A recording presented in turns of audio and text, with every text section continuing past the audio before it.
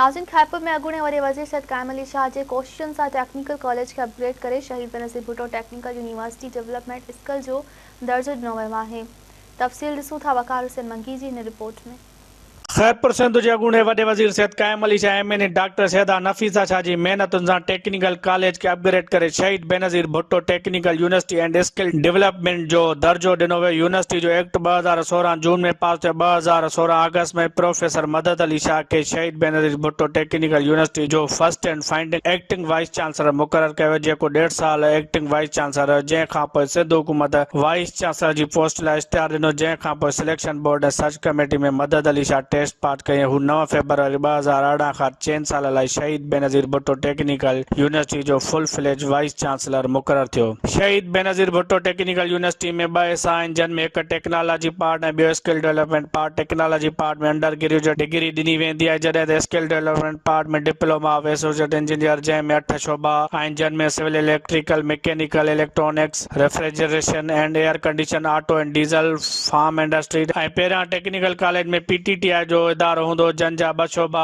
बि यूनिवर्सिटी में रखिया विया आहिनि, जिन में पेट्रोलियम टेक्नोलॉजी ऐं बायोकेमिकल टेक्नोलॉजी शामिल आहिनि। जॾहिं त यूनिवर्सिटीअ में नेट टेक ऐं शहीद बेनज़ीर भुट्टो यूथ प्रोग्राम तहत शागिर्दनि खे 12 महीननि, 6 महीननि ऐं 3 महीननि जा शॉर्ट कोर्स पिणु कराया वञनि था मुख़्तलिफ़ डिपार्टमेंट में, जंहिंसां नौजवाननि खे हुनर जी सिख्या ॾिनी वञे थी, जंहिंसां हू पंहिंजो कारोबार करे सघनि था।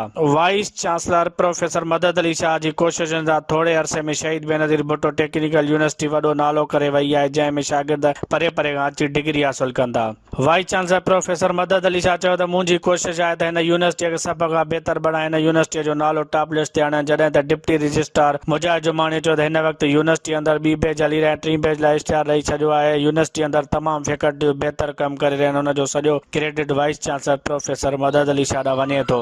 बुनियादी तौर ते हीअ जेका यूनिवर्सिटी जो क़याम जी मां तव्हांखे ॿुधायो त यूनाइटेड नेशन जी हिकिड़ी सब्सिडरी आहे ILO, इंटरनेशनल लेबर ऑर्गेनाइजेशन, उन्हनि हिकिड़ी फीज़िबिलिटी स्टडी कई, नीड असेसमेंट कई, जंहिं तहत हुननि चयो त पाकिस्तान जे हर सूबे में हिकु इस्लामाबाद में 5 यूनिवर्सिटी ऑफ टेक्नोलॉजीज़ हुअणु घुरिजनि, जंहिंमें सिंध में असां अल्हम्दुलिल्लाह काफ़ी अॻु बरायूं, जो असां हींअर पंहिंजी जेको आहे सो 3rd बैच असां हींअर रिक्रूट कयूं पिया।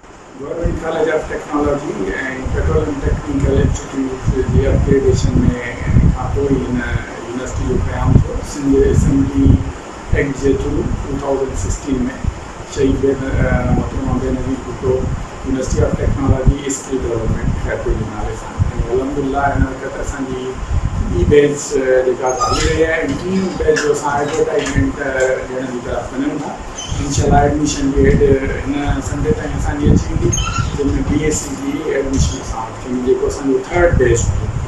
ऐं तमामु सुहिणे नमूने यूनिवर्सिटी पंहिंजो स्टार्ट वरितो आहे। काफ़ी डिफिकल्टीज़ आहिनि, जीअं असां अगरि PhD फैकल्टी जी ॻाल्हि कयूं त शहर न हुजण जे करे असांखे PhD फैकल्टी मिलण में ॾाढी डिफिकल्टी थी, जंहिंमें असांजे वाइस चांसलर साहब जन हिकिड़ा स्पेशल पंहिंजा एफर्ट्स वरिता ऐं गवर्नमेंट ऑफ सिंध खां हिकिड़ो special allowance CST allowance grant करायो, जंहिं करे इंशाल्लाह असांखे उमेद था रखूं त काफ़ी डॉक्टर्स जेके आहिनि PhD डॉक्टर्स असांखे मिलंदा, ऐं असां तमामु सुहिणे नमूने पंहिंजे टीचिंग लाइन खे जेको फैकल्टी आहे उनखे इम्प्रूव करे सघूं।